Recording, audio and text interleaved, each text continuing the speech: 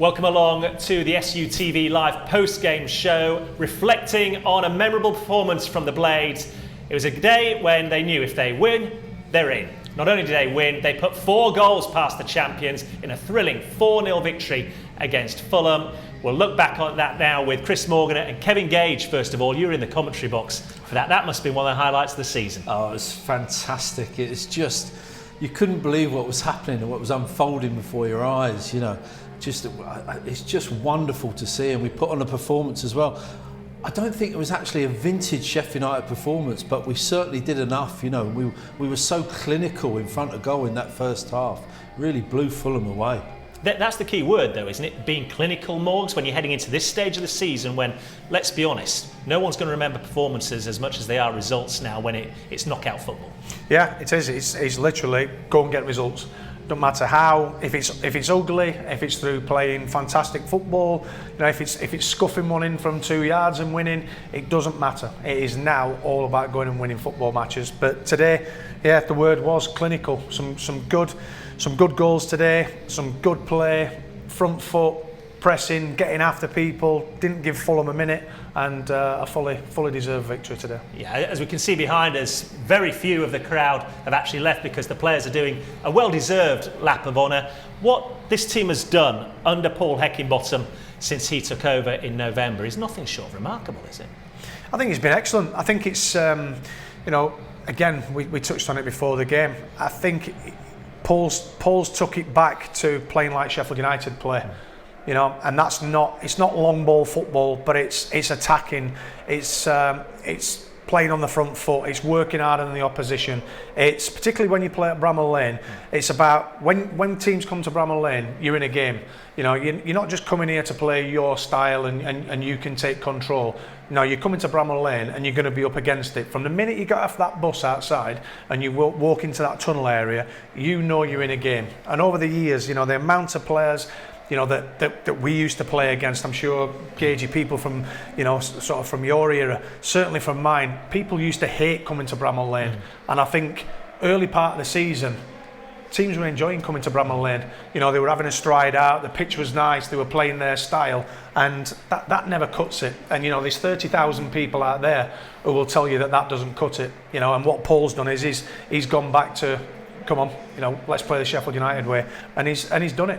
Well, let's talk about these fans, Gagey, because it was something that was emphasised perhaps more with this club than anyone else last season during the pandemic. No fans. I know Chris Wilder and Paul Heckingbottom after him said that he felt this team really struggled to play. That it was an edge that they didn't have.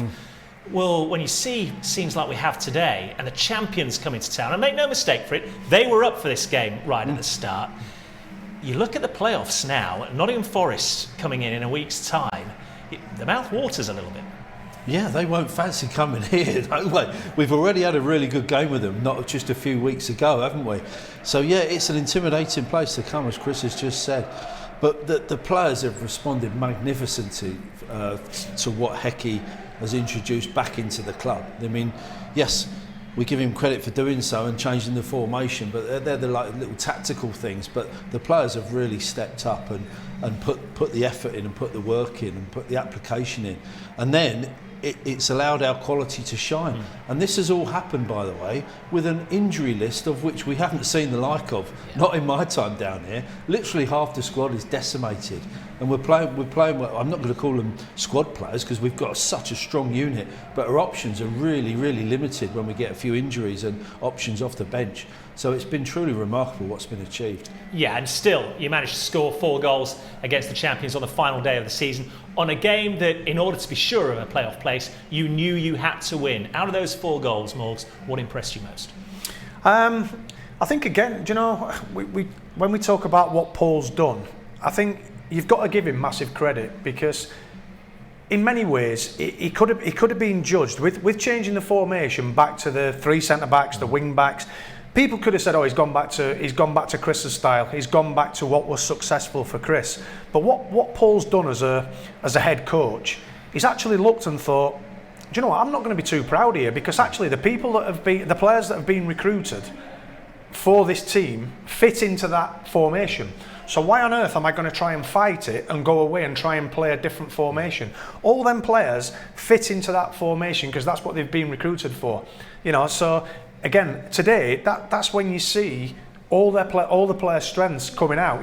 Gage, he spoke all season about Sander Berge. Early part of the season, he was sat in front of the back four, and he was tickling balls left to right. Never affected a game of football. And now, since Paul's come in, he's played him further forward. Whether it's the right hand side, the left hand side of a central three, and he's bombed on. We've watched games in here where he's flying down the right wing, putting crosses in.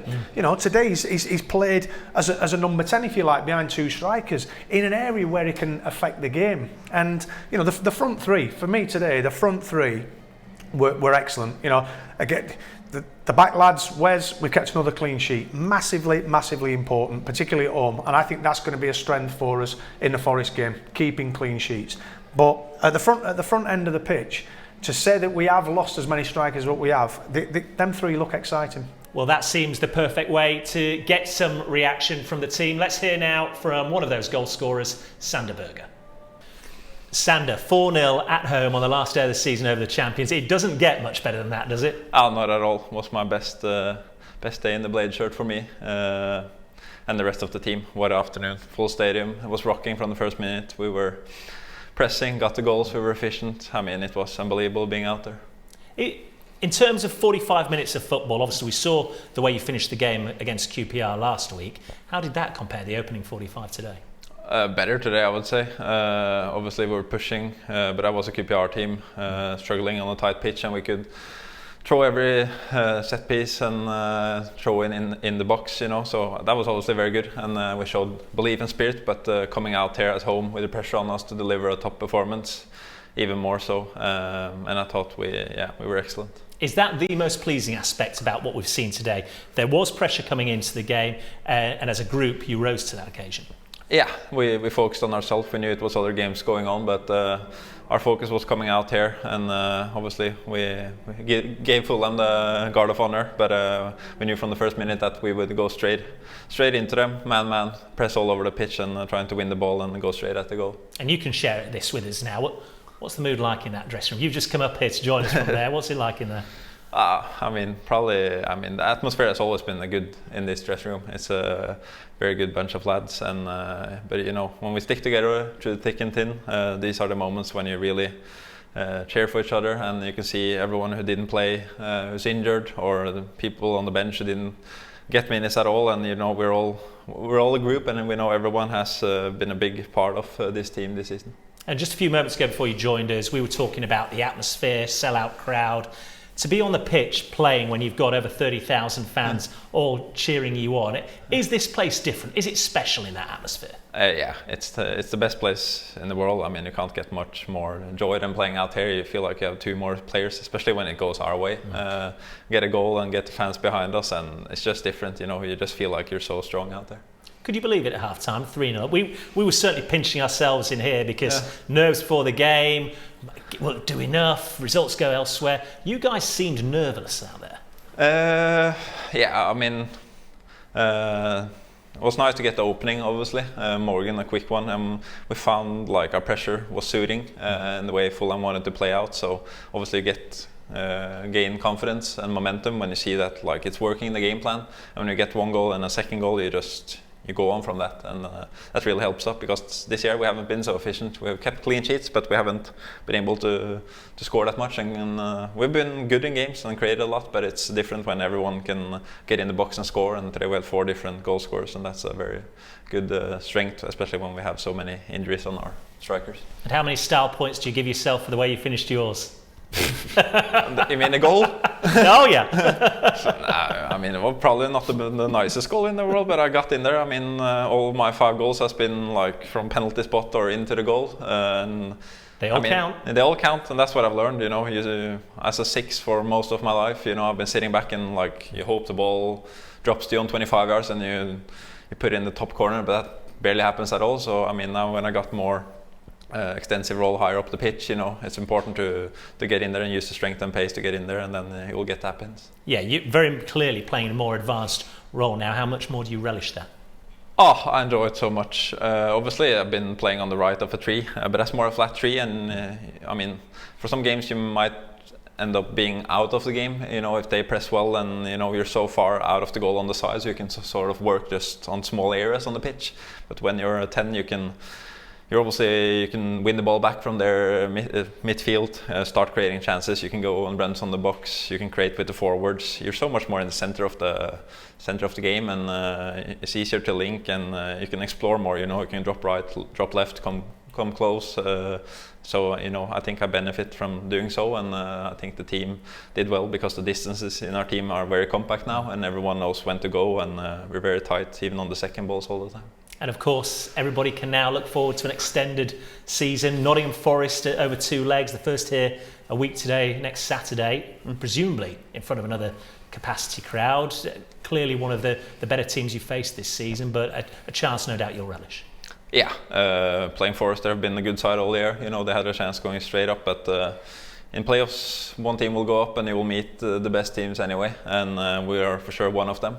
And we don't hold back to anyone of our opponents, and we're very confident going into that and know what they will come with. But obviously, after today's game, it's just about bringing the same energy and confidence into them, and have these fans and be in the playoffs. That's what we've dreamed about all season long. So now it's just to cherish the moment and make the most out of it. Well done on today's results performance, and hopefully, fingers crossed, Cheers. We'll be chatting about another good performance next week. Yeah, hopefully. Cheers. The thoughts of a happy Sander Berge. The season remains alive for Sheffield United as we head into the playoffs. Kevin Gage, Chris Morgan still alongside me here in the studio. I keep going back to last November when things looked bleak, and it was a double-digit difference between where the Blades were and the top 6. Put into some context just how big an achievement this is. It's huge. It really is. I think I saw something in the week. Our results since Hecky has taken charge I think we're second only to Fulham in results and points gained. It's been truly remarkable. It's testament to everybody, to the management team. I think bringing Stuart McCall in, we talk about Hecky, but I think bringing Stuart McCall in as well and promoting Jack as well has been masterstrokes from him. I think we've got a superb management team now who can. So I'm not going to be ageist, but they're still in touch with the players. You know, they're still in that kind of player mentality, and the players can relate to them. And I think the camaraderie amongst that squad must be fantastic. And of course, positive results and winning football matches creates that team spirit and that sense of momentum that we've now got going into the playoffs. I said in commentary, and I'd love to get in the playoffs, but it's better. We don't want to be limping into the playoffs, just scraping in there. We now go in flying on the back of not only this result, but some really good results in the past couple of weeks. So we're going to be a difficult team to play in those playoffs. And on that note, Morgs, Gage just said there, you've got a management team that's still young enough to relate to the players. You've been caretaker manager here on a couple of occasions. How important is that? Yeah, it is. And I think Gage is right. I think in terms of Eki and Jack had a real good working relationship in the academy. And you know, I think what Paul needed when he took the job was people who he knew, not necessarily pals, but people he knew. They had the same work ethic, and obviously Paul then worked under Stuart at Bradford. Adding that Stuart knows as a player, he knows Bramall Lane. As an assistant manager, he's been here before. He knows the expectations, you know. So, you know, credit to Paul. You know, he's got people in that can help him do the job. And hey, Paul's a good coach. Paul's a real good coach. And you know, we look after some of the younger players in the under-23s and the 18s. And you know, they used to tell me all the time how good he was on the grass. And you know, players these days, and not being disrespectful to us, but I think in our day, we basically did what we were told. Yeah. I think players nowadays have got more access to analytical things. And I think players look at managers and coaches and they try and work them out. And if Paul's a good coach and he's gone on there and he has already got that relationship with them, they've obviously took to everything he's said. You know, as a team, not just Paul, Stuart and Jack, all their inputs. You know, Jack will be working at the top end of the pitch with the strikers. You know, so it just shows you. You know, in the summer, we've spoke about this before. You know, I think nobody, had have argued with Slavica Jukanovic's record of promotions and how well he's done. But unfortunately, it just didn't work here. You know, and Paul's just from November to where we are today. You know, three games and could be back in the Premier League. Well, let's have a look at the dates then for next weekend's playoffs. The first legs, first of all, and particularly the playoff first leg involving Sheffield United, which will take place next Saturday, the 14th of May. Kick-off at Bramall Lane is 3 p.m. SUTV Live will be on air from 2 p.m. Nottingham Forest, the visitors, and then the second leg will be on Tuesday the 17th of May. We'll give you further details on that one as and when we have it. But on Nottingham Forest, Kevin Gage, I think we're pretty united in saying that certainly in the second half of the season, they're the best team we've seen here at Bramall Lane. Yeah, I would go along with that. They've got some top quality players, haven't they? Just looking at that, I was just thinking to myself when I saw the graphic, I'm quite pleased that we're playing at home in the first leg. I know that sounds strange because you'd want to play the second leg, but I think in light of what's happened here today, I think it's good that the very next match is another full-out sellouts at Bramall Lane. And off the back of that, of a beating the champions 4-0, by the way, and it could have been 5 or 6 that quite easily.